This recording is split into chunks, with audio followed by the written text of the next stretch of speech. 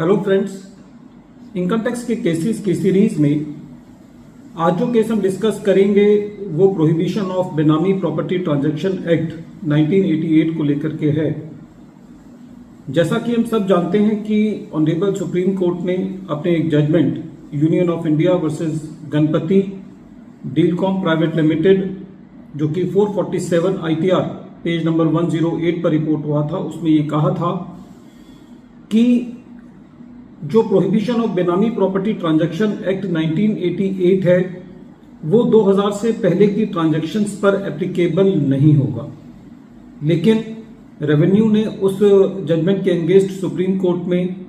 Review petition दायर की हुई है और उसी के आधार पर प्रेजेंट केस में रेवेन्यू ने ट्रिब्यूनल के ऑर्डर के अगेंस्ट हाईकोर्ट के अंदर अपील फाइल की और उसका आधार ये था कि हमारी अपील सुनी जानी चाहिए, क्योंकि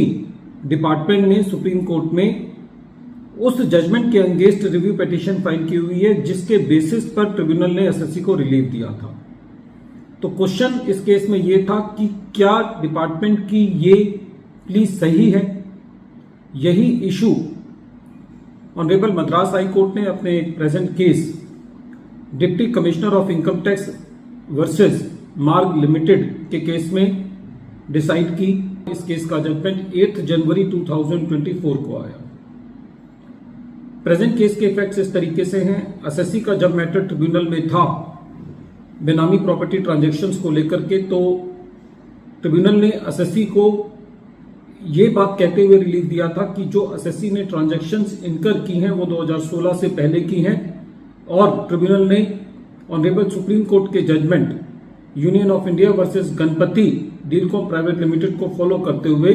एसएससी की अपील को अलाउ किया। बाद में रेवेन्यू ने जो सुप्रीम कोर्ट का जजमेंट था उसके अगेंस्ट रिव्यू पिटीशन दायर की हुई है। अभी उसका डिसीजन नहीं आया है, लेकिन प्रेजेंट एसएससी के केस में रेवेन्यू ने हाई ट्रिब्यूनल के जजमेंट के अगेंस्ट हाई कोर्ट में अपील दायर की और रेवेन्यू का ये कहना था कि रेवेन्यू की अपील सुनी जानी चाहिए, क्योंकि रेवेन्यू ने सुप्रीम कोर्ट के अंदर रिव्यू पिटीशन दायर की हुई है। जब ये मैटर मद्रास हाई कोर्ट ने सुना तो मद्रास हाई कोर्ट का ये कहना था कि जो प्रेजेंट कोर्ट है, जो मद्रास हाई कोर्ट है, उसने अपने एक बैच ऑफ सिमिलर जजमेंट्स में ये डिसाइड किया था कि खाली रेवेन्यू के द्वारा रिव्यू पिटीशन दायर करने से वो मैटर जो है वो एसएससी के अगेंस्ट नहीं जाता और उन बैच ऑफ जजमेंट्स में जो ऑर्डर्स थे, एक बैच बना करके मद्रास हाई कोर्ट ने ये कहा था कि जो रेवेन्यू की अपील्स हैं उनको डिसमिस किया था और उसी को फॉलो करते हुए प्रेजेंट केस में मद्रास हाई कोर्ट ने ये कहा कि खाली इस वजह से ट्रिब्यूनल के ऑर्डर में इंटरफियर नहीं किया जा सकता कि रेवेन्यू ने सुप्रीम कोर्ट के ऑर्डर के अगेंस्ट रिव्यू पिटीशन दायर की हुई है। लेकिन at the same time Madras high court ने रेवेन्यू को ये लिबर्टी दी कि जब कभी भी सुप्रीम कोर्ट का उस रिव्यू पिटीशन पर कोई फैसला आएगा तो उसके आधार पर रेवेन्यू को यह अधिकार होगा कि वो अपने मैटर को दोबारे मद्रास हाई कोर्ट के अंदर ला सकता है। फ्रेंड्स, ये एक वेलकम जजमेंट है, क्योंकि खाली रिव्यू पिटीशन करने से जो सुप्रीम कोर्ट का ओरिजिनल जजमेंट है उसकी सैंक्टिटी पे कोई प्रश्न नहीं उठता। लेकिन प्रेजेंट केस में काफी सारे मैटर ऐसे हैं जो कि सुप्रीम कोर्ट में पेंडिंग हैं, जहां पर कुछ ऐसे भी हैं जहां पर रिव्यू पिटीशन दायर की हुई है। तो ऐसे केसेस के अंदर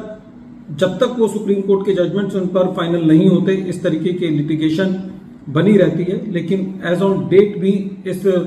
फैसले से ये कहा जा सकता है कि यदि एसएससी ने कोई 2016 से पहले की ट्रांजैक्शंस की हुई हैं तो क्या एसएससी को उन केसेस में सुप्रीम कोर्ट के जजमेंट को लेकर के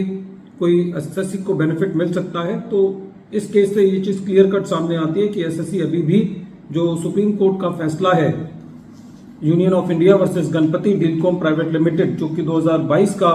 फैसला है और जो 447 ITR पेज नंबर 108 पर रिपोर्ट हुआ है, उसका बेनिफिट एसएससी को एज ऑन डेट मिलना चाहिए। वीडियो के अंत में एक बार फिर मैं केस का नाम रिपीट कर रहा हूं। केस का नाम है deputy commissioner of income tax versus मार्ग लिमिटेड केस का जजमेंट 8 जनवरी 2024 को आया। Thank you friends.